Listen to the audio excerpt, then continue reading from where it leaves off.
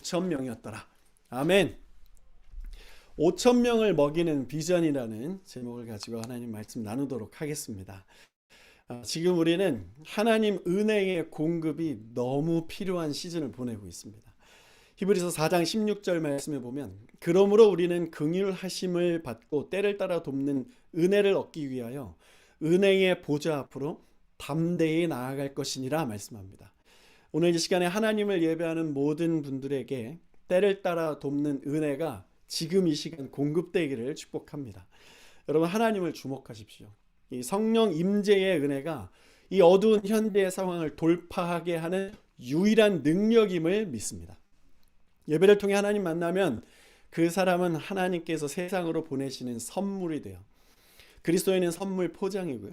세상 사람들이 그리스도인을 만날 때 이 관계를 맺으면서 우리 이 그리스도인의 선물 포장을 벗겨내는 거예요. 벗겨내면 그 안에 있는 선물, 곧 예수를 발견하게 되는 것인데, 어떤 선교학자는 복음은 아는 사람을 통해 전해진다 이렇게 말했어요. 여러분이 아는 사람 중에 아직 예수를 모르는 사람이 있다면 그 사람은 여러분을 통해 복음을 들어야 할 사람인 것입니다. 아무리 선물이 귀해도 포장이 더럽거나 볼품이 없으면 사람들은 그 안에 있는 이 선물에 관심을 두지 않죠. 시중에 판매되는 이 제품들의 이 마케팅 전략 중에서 상당 부분이 포장에 집중되어 있는 걸 아실 거예요. 세계에서 가장 인기가 많은 컴퓨터 브랜드는 다른 제품들보다 이 가성비 1.5배에서 거의 2배 이상 차이가 납니다. 하지만 사람들은 그 비싼 제품을 열광하면서 사게 되어 있어요. 왜냐하면 포장이 너무 이쁘기 때문이죠. 커피도 그래요. 퀄리티가 높고 가격이 저렴한 카페들이 세상에는 많이 있지만 여전히 세계 최고 커피 브랜드는 한 곳이에요. 이름을 말하지 않아도 여러분 아실 겁니다. 어떤 이들은 우리는 상품을 사는 것이 아니라 브랜드를 산다. 우리는 커피를 마시는 것이 아니라 그 커피숍의 느낌을 마신다 이렇게 말하기도 합니다. 세상은 그렇게 브랜드 전쟁을 하고 있는 것이죠. 교회도 마찬가지입니다. 교회는 하나님의 은혜로 브랜딩 되어야 하나님의 은혜를 받고 하나님의 은혜로 브랜딩이 되어야 부흥하고 세상 사람들이 주목하는 거예요. 히브리서 12장 28절 말씀. 그러므로 우리가 흔들리지 않는 나라를 받았은즉 은혜를 받자. 이로 말미암아 경건함과 두려움으로 하나님을 기쁘시게 섬길지니 말씀합니다. 교회가 세상에 복음을 전하기 위해 필요한 것은 오직 한 가지, 하나님의 은혜예요. 우리가 은혜를 받을 때 은혜가 있는 곳에서 나타나는 증상 두 가지. 하나님의 말씀에 전적으로 순종하는 일이 일어나고 사랑의 나눔이 풍성해지는 겁니다. 교회와 성도는 복음을 전하는 사명을 반드시 감당하며 살아가야 되는데, 여러분 한번 생각해 보세요. 여러분이 말씀에 순종하거나 누군가에게 사랑을 베풀 때는 언제입니까? 내 안에 하나님의 은혜가 있을 때예요. 은혜가 없으면 순종이고 뭐가 없습니다. 은혜 없이 하나님을 찬양하고 예배할 수 없어요. 은혜 없이 온라인 자리에서 1시간 주님 앞에 주목하면서 주님 앞에 나아갈 수 없습니다. 은혜 없이 감사할 수 없고 은혜 없이 기도할 수 없고 사랑을 나눌 수는 없는 거예요. 그래서 우리는 예배에 목숨을 걸어야 되는 거죠. 성도가 예배를 통해서 하나님의 은혜의 그 감격에 빠지면 그 교회 그 성도 한 사람을 통해서 그 사람이 속한 모든 공동체가 활력을 얻고 평안을 얻고 행복이 이렇게 퍼져나갈 수 있는 것이에요. 여러분을 통해 여러분의 가족과 학교와 여러분이 속해 있는 그 모든 공동체가 활력을 얻게 되기를 축복합니다. 예수님이 30세경에 공생애를 시작하셨어요. 주님이 사역을 시작하시면서 세 가지 사역에 집중을 하셨는데, 교육과 전파와 치유, 티칭과 프리칭과 힐링, 이 세 가지 사역에 집중하였습니다. 교회는 이 세 가지 사역에 집중을 하면 부흥하게 되어 있어요. 할렐루야. 우리 모두가 주의 말씀을 먼저 잘 배우고 하나님 나라 복음을 전하고 성령의 능력으로 세상을 치유하며 섬기는 교회가 되기를 기도합니다. 5천 명을 먹이는 비전, 오늘 말씀의 제목. 저는 이 말씀의 제목을 정하면서 이 일을 우리가 볼 것이다 믿고 기대하기 시작했어요. 여러분도 이 자리에 지금 이 시간 믿음으로 이 말씀을 같이 취하면 좋겠습니다. 그리고 여러분들이 5천 명을 먹이는 그 비전에 참여하게 될 것이라고 기대하기 시작하십시오. 어떻게 하실지 궁금해하면서 하나님의 말씀 주시면 그대로 한번 살아보겠다. 이 5천 명을 먹이는 그 사역을 우리가 감당할 능력은 당연히 없죠. 그런데 우리에게 예수님이 살아계시다는 그 믿음이 있고 하나님이 우리에게 말씀하신다는 것을 알고 말씀에 귀 기울일 때 주님이 우리에게 말씀하시는 것을 들을 수 있는 귀가 있고 가능한 순종을 우리가 해내기만 한다면 이 5천 명을 먹이는 비전은 우리가 충분히 감당할 수 있어요. 오늘 본문의 상황을 보면 이 제자들이 성공적으로 사명을 감당하고 영적인 자존감이 아주 충만해져 있을 때 그 상황입니다. 제자들에게 은혜가 충만했던 거예요. 예수님은 그들에게 잠시 쉬라고 말씀하십니다. 수많은 무리들이 예수님과 제자들이 가는 곳마다 따라다녀서 쉴 시간이 없는 거예요. 제자들이 전도여행 마치고 너무 피곤해 있었어요. 예수님도 피곤하셨습니다. 그래서 이제 사람들이 육지에서는 너무 많으니까 배를 타고 한적한 곳으로 가기를 원했어요. 배를 타고 가는 동안에 쉬기를 원했는데 마가복음 6장 33절 보면 그들이 가는 것을 보고 많은 사람들이 그들인 줄 안지라. 모든 고을로부터 도보로 그곳에 달려와 그들보다 먼저 갔다 이렇게 기록합니다. 예수님과 제자들이 이 광경을 봤을 거예요. 제자들 마음이 어땠을까? 이 사람들이 이렇게 많이 따라오는 것에 대해서 물론 예수님께서 가장 큰 공헌을 하셨지만 제자들이 전도 여행을 다녀온 이후에 더 많은 사람들이 따르기 시작한 거거든요. 단기 선교를 가보면 그런 착각이 들 때가 있어요. 태국이나 몽골이나 아프리카 이런 거 가보면 사람들이 정말 많이 모여요. 선교팀이 왔다 그러면 선교팀이 뭐 별거 안 했는데도 막 여러 가지 열광을 하고 좋아서 너무 행복한 그런 시간들을 보냅니다. 새벽 일찍부터 우리 선교팀 숙소에 와 있는 일들이 일어나고 하루 종일 선교팀들을 따라다니는 거예요. 자기들을 너무 좋아해 주는 것에 감사해 선교팀들은 오히려 사랑을 전하려 왔다가 내가 더 많이 사랑을 받고 간다 이런 고백을 할 때가 많이 있어요. 그런 선교 팀원들 중에는 내가 잘해서 우리 선교 팀원들이 뭔가 능력이 있어서 이런 일들이 일어나는 것이라는 이 착각이 들 때가 있어요. 이 본문 제자들의 마음을 우리가 이렇게 짐작해 볼 수 있을 것 같습니다. 저는 이런 것들을 부정적으로 여기지는 않습니다. 자연스럽게 인간이 가질 수 있는 마음이고 감정이고 참 좋은 경험들이에요. 이런 것들을 이 신앙적으로 잘 정리가 되어서 이 경험들을 통해서 인생의 방향이 재설정되는 역사를 전 참 많이 봤습니다. 여러분 단기 선교는 참 유익하고 좋은 거예요. 단기 선교에 기회가 있으면 적극 참여하시기를 권장합니다. 단기 선교를 제대로 다녀오기만 하면 자기 인생에 대해서 최소한 이전보다 10배 이상 뛰어난 자기 성찰의 능력을 가지게 돼요. 신앙생활도 참 많이 달라지는 것을 보게 돼요. 특별히 우리 다음 세대 자녀들은 이 다음 세대에 대한 특별한 어떤 사명감이 없어도 놀러 간다고 생각을 하고 참여하십시오. 그런 호기심 가지고 참여할 때 인생의 터닝 포인트를 짚는 사람들로 참 많이 봤습니다. 다시 본문으로 가겠습니다. 예수님과 제자들이 배를 타고 건너편으로 갔는데 도착지에 이미 수천 명이 예수님과 제자들을 기다리고 있었어요. 마가복음 6장 34절 예수께서 나오사 큰 무리를 보시고 그 목자 없는 양 같음으로 인하여 불쌍히 여기사 이에 여러 가지로 가르치시더라 말씀하세요. 예수님이 큰 무리를 보셨다고 하는데 성경에는 백성을 보셨다, 무리를 보셨다 이렇게 단어를 구분 지을 때가 있어요. 백성을 보셨다라는 것은 유대인을, 정통 유대인들을 말하는 것이고 무리를 보셨다라는 것은 유대인이지만 인정받지 못하는 이 사회적인 약자들을 말하고 혹은 이방인들, 가난한 사람들을 말하는 것입니다. 예수님이 이 무리들을 어떻게 보셨습니까? 목자 없는 양같이 보셨어요. 여호와는 나의 목자시니 내게 부족함이 없으리로다. 이 시편 23편의 역사가 시작되는 현장입니다. 주님이 그들을 불쌍히 여기시고 여러 가지로 가르치셨다 이렇게 말씀하는데 이 가르치셨다는 것은 돌보셨다라고 표현하는 것이 훨씬 더 적절합니다. 다른 복음서 평행 본문을 보면요. 마태복음 14장 14절 예수께서 나오사 큰 무리를 보시고 불쌍히 여기사 그 중에 있는 병자들을 고쳐주셨다 이렇게 말씀해요. 병도 고쳐주시고 복음도 전하시고 하나님 말씀도 가르쳐 주신 거예요. 그리고 이제 오늘 본문을 우리가 주목할 하이라이트 먹이시는 사건을 우리가 보게 되는 거예요. 예수님은 이 목자 없는 양들을 바라보시면서 이들을 돌보셨는데 영과 혼과 육의 전인적인 돌봄의 역사가 이 가운데 있었던 거예요. 오늘 우리는 먹는 것을 주목을 할 건데 주님과 함께하는 먹방 사건이에요.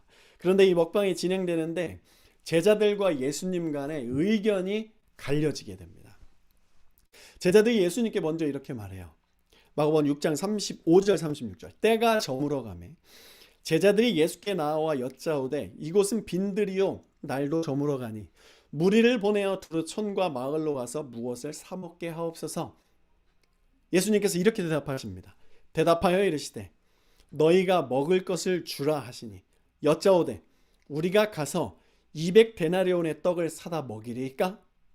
이렇게 제자들과 예수님 사이에 의견 충돌이 일어나게 된 거예요. 제자들은 무엇을 한 거예요? 계산을 한 거죠.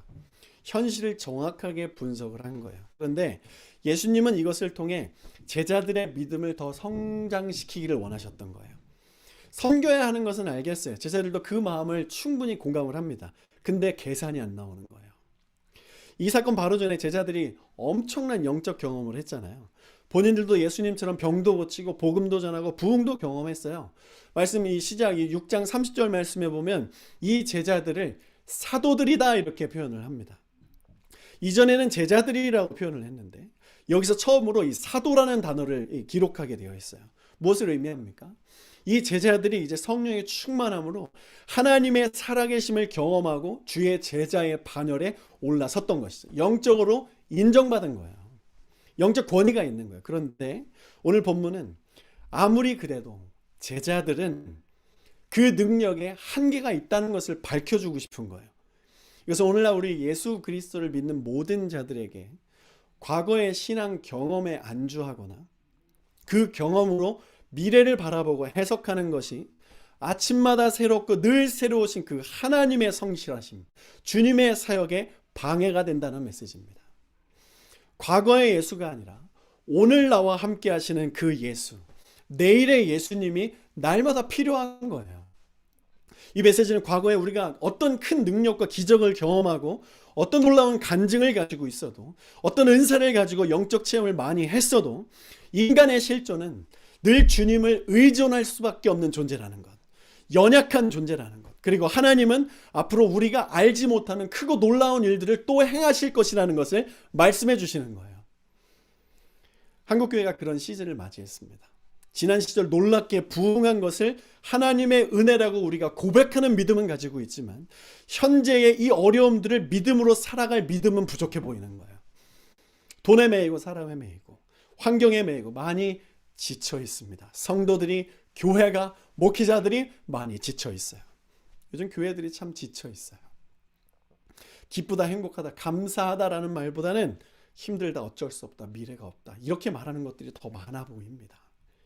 오늘 우리가 함께 나누고 싶을 것은 이 말씀을 통해서 우리의 모든 문제, 영적인 문제, 혼적인 문제, 우리 육신의 문제 모든 것들을 내가 계산하고 내가 현실을 자각하고 판단하고 내가 살아나려고 하지 말고 주님께 모든 것을 다 맡기자는 거예요. 이 맡김의 은혜가 있으면, 이 맡김의 결단이 있으면 아직 우리는 기회가 있는 것입니다. 크고 은밀한 그 하나님의 일들을 볼 자격이 있는 거예요. 그리고 그것을 보게 될 것입니다. 돈 없다는 제자들에게 주님께서 말씀하세요. 그래? 그러면 너희에게 떡이 몇 개 있는지 좀 찾아봐라. 제자들이 그래도 마음을 잘 지키고 예수님 말씀대로 가서 확인해 봤습니다. 이들에게는 현실 감각이 있고 피곤하고 지쳐 있지만 예수님 말씀에 순종할 수 있었던 이유가 무엇일까요? 의견이 충돌되면 순종하지 않을 수도 있었어요. 그런데 그런 모든 것들을 내려놓고 마음을 정리하고 주님의 말씀에 순종할 수 있었던 이유는 그들에게 아직 은혜가 있었던 거예요. 혹시 여러분 신앙에 빨간불이 들어온 분들은 안 계십니까? 예수님이 믿어졌는데 갑자기 예수님이 안 믿어지고 하나님이 살아계신 건지 안 살아계신 건지 의심되기 시작하고 믿는 자들에게 상처받아서 우리 신앙 전체가 이렇게 흔들리는 분들은 안 계십니까?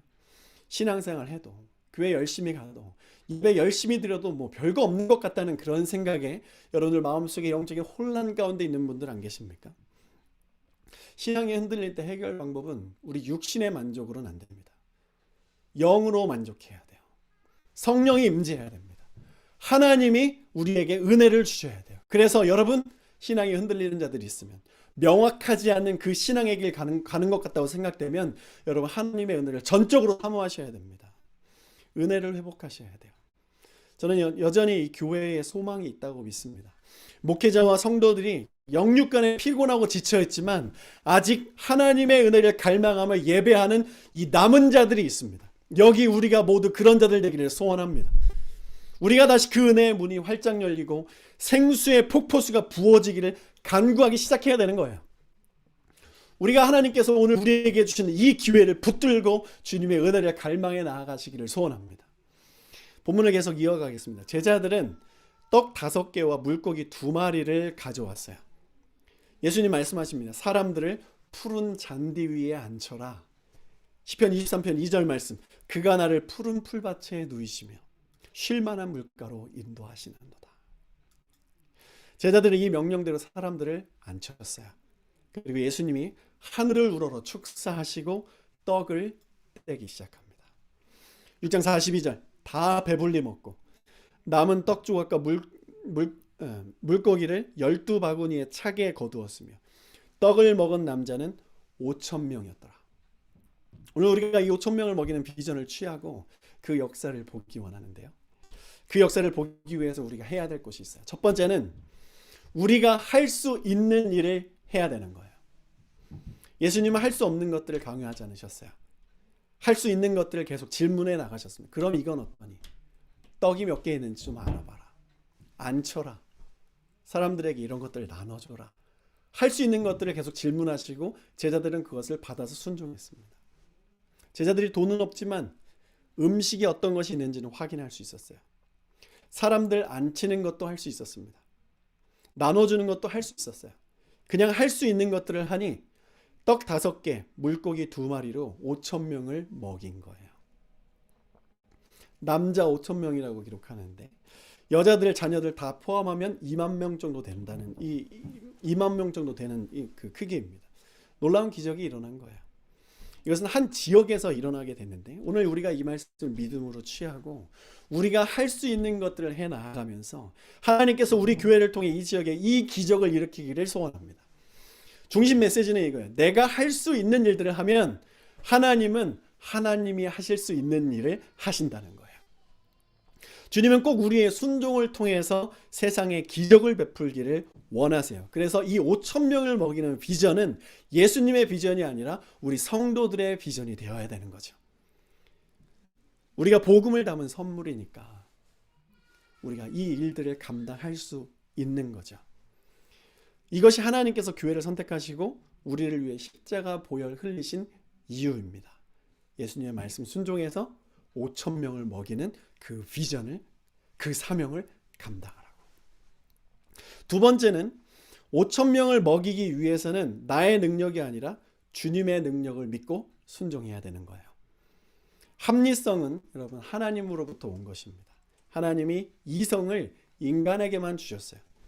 그러나 하나님의 일은 인간의 그 합리성 속에 갇혀 있지 않습니다. 비합리적인 곳에서도 일어나요. 하나님의 역사는. 예를 들어서 제가 위니펙에 살 때 사람들이 온타리오로 가지 말라 그랬어요. 가장 큰 이유는 거기 가면 영주권 못 받는다는 거예요. 비합리적인 선택이라는 거죠. 그러나 저는 사람들의 의견보다는 이 말씀으로 결정하기 원했고 작년 1월 달 성경을 읽기 시작했습니다. 그 가운데 주님이 오늘 본문 이 말씀을 저에게 주셨어요. 그래서 주님께 길을 열어달라고 기도했고 하나님이 열어주셔서 지금 여기 와서 살고 있습니다. 너무 행복합니다. 여러분 진짜 사랑은 합리적인 것보다는 비합리적인 것이 많습니다. 우리 하나님께서 합리적이셨다면 아들 예수 그리스도께서 이 땅에 내려오실 일은 없었을 거예요. 전지전능하신 하나님이 하나님 나라에서 말씀으로 모든 것들을 다스리고 통치하실 수 있으셨습니다. 그런데 주님은 비합리적으로 자신의 전부를 내어주시면서 십자가를 지시고 우리를 구원하셨어요. 왜 꼭 그래야만 했는가? 주님은 비합리적으로 우리를 사랑하시기 때문이에요. 여러분 비합리적으로 여러분의 가정을 사랑하십시오. 그리고 비합리적으로 성경을 읽고 기도하는 데 시간을 사용하시기를 권면합니다. 우리가 성경 20 챌린지를 해오면서 그렇게 비합리적으로 시간을 사용하신 분들이 많이 있는 줄 알아요. 가족의 시간을 투자하고 영적인 활동에 우리가 이 락다운의 시간에 더 많은 투자가 있기를 소원합니다. 오늘 이때 교회는 재정의 어려움을 맞이하고 있어요. 코로나로 헌금이 줄어서 재정적인 타격이 큽니다. 그것은 성도들 개인과 가정의 이 재정 상태가 악화되었다는 것을 말해주죠.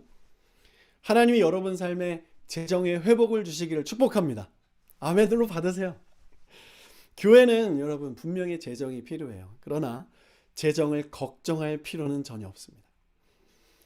이 재정이 하나님께서 허락하시는 것이라는 그 믿음이 있다면 이 범위 안에서 이건 하나님이 자로 줄로 재어준 거예요. 하나님이 주신 거예요. 이만큼 우리가 사명을 감당하면 되는 거죠. 우리 인생도 마찬가지예요. 하나님이 건강과 재정과 삶의 형편을 주신 만큼 그 안에서 살아가면, 감사하고 자족하며 살아가면 주님께서 놀라운 은혜를 주실 거예요. 작은 것에 충성할 때 큰 것을 주시는 하나님이십니다.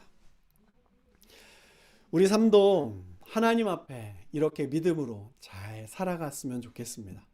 이전부터 지금까지 잘 살아오셨으니까 앞으로도 그렇게 믿음 가지고 주님과 동행해 나아가십시오. 하나님께서 놀라운 축복을 여러분들에게 허락하실 겁니다. 하나님이 우리의 삶을 주장하고 계시다는 것을 여러분 기억하십시오. 이걸 믿으세요. 주님이 여러분들을 주장하고 계세요. 여러분 비합리적인 사랑 나눔을 좀 시도해 보시면 어떻겠습니까? 저는 한국에서부터 이 컴패션 단체에서 한 아이 후원을 계속 하고 있었는데 캐나다로 넘어오면서 재정이 많이 부족하니까 고민을 하게 된 적이 몇 번 있었어요. 이걸 그만 끊어야 되지 않나? 이제 내가 컴패션을 받아야 될 처지인데? 이런 생각이 들어서 하나님 앞에 기도를 하는 거예요. 그러면 하나님께서 끊으면 안 된다는 마음을 계속 주시는 거예요. 그래서 그냥 계속 하기로 결정을 했습니다. 아직까지 그 후원이 밀리지 않고 주님이 채워주고 계시는 은혜가 있어요. 이런 작은 것들을 하나씩 시도하다 보면 주님이 큰 역사를 이루시지 않겠습니까? 저는 그것을 믿습니다. 너무 커 보이는 것은 여러분 그냥 못한다고 말하면 돼요. 주님은 제자들이 감당할 능력이 없는 것을 이미 알고 질문하셨어요. 너희가 먹을 것을 주어라. 이미 알고 계셨어요. 그런데 왜 이런 질문하셨습니까?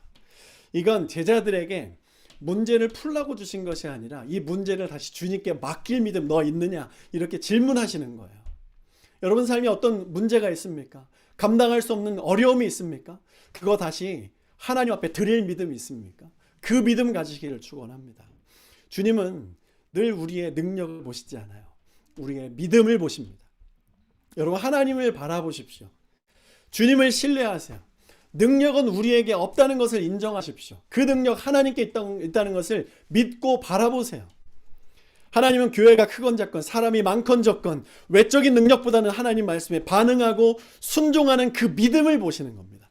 그리고 기적을 베풀어 주시는 거예요. 고린도서 4장 7절 말씀. 우리가 이 보배를 질그릇에 가졌으니 이는 심히 큰 능력은 하나님께 있고 우리에게 있지 아니함을 알게 하려 함이라. 능력은 우리 하나님께 있습니다.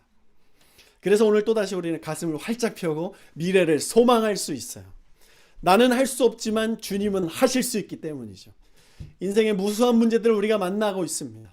그때 먼저 우리는 우리의 능력의 현 주소를 파악해야 돼요.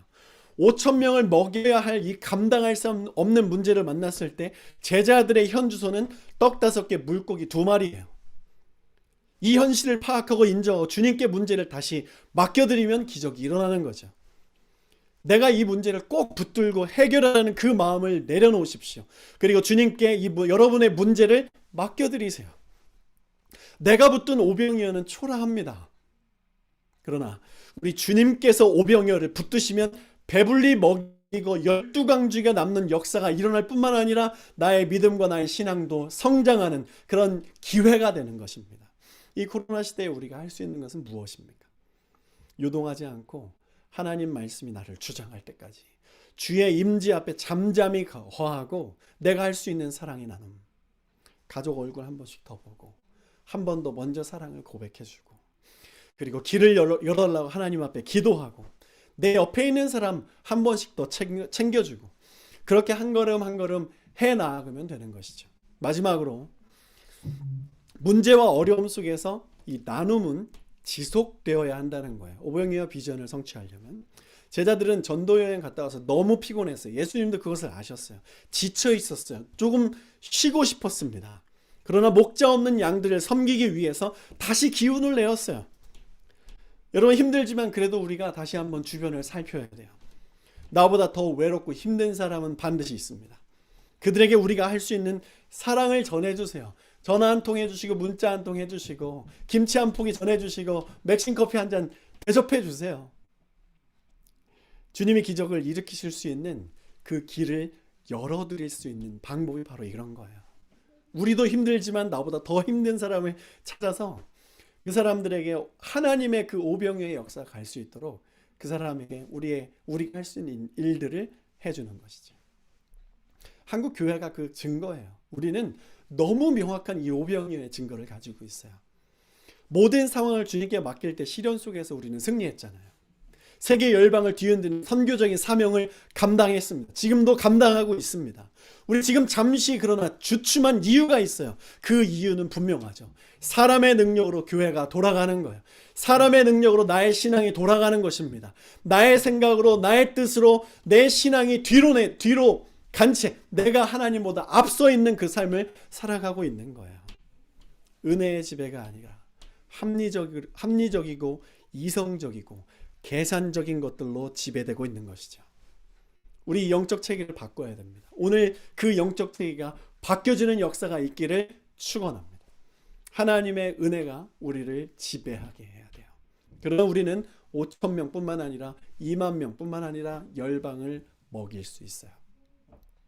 관건은 내가 가진 모든 능력을 내려놓고 주님께 맡겨드릴 믿음이 있는가. 주님, 내 미래, 내 소원, 내 직업, 내 결혼, 내 자녀, 건강, 가족 모두 주님께 맡겨드립니다. 우리 교회, 코로나, 이 나라, 이 민족, 대한민국, 북한, 우리가 품은 그 땅들 주님께 맡깁니다. 주님이 일하십시오. 그런 주님께서 질문하실 겁니다. 네가 할 수 있는 게 뭐냐? 우리가 할 수 있는 것이 무엇입니까? 이 땅을 위해서 기도할 수 있습니다. 그것부터 시작하는 거예요. 기도할 때 하나님께서 지혜와 쌓인 말씀을 주실 거예요. 그런 것들 하나씩 캐치하면서 순종해내는 거죠. 큰 것은 할 수 없겠지만 작은 것들을 하나님께 드리는 마음으로 하나씩 순종해 나아갈 때 이 나비 효과가 저 무슬림 땅에, 북한 땅에, 중국 땅에, 전 세계 열방에 주님을 모르는 자들에게 그 놀라운 복음의 영향력으로 잊혀지게 될 것입니다. 결론입니다. 여러분, 우리 주님께 순종하여 목자 없는 양들을 섬겨나갑시다. 여러분들이 순종하여 목자 없는 양과 같은 여러분 가정을 섬기십시오. 여러분이 다니는 학교, 친구들, 그리고 직장 동료들, 이 땅, 대한민국 섬겨 나아가십시오. 주님께서 우리의 영적인 지경을 넓혀주시면서 이 모든 것들을 더 많이 감당할 수 있도록 모든 것들을 채워주실 겁니다. 네, 기도하겠습니다. 우리 다 같이 기도합시다. 하나님, 내가 주의 역사를 보기 원합니다. 첫 번째, 우리가 할 수 있는 일을 할 수 있는 그 마음을 주십시오. 주님, 내가 할 수 있는 일을 감당할 때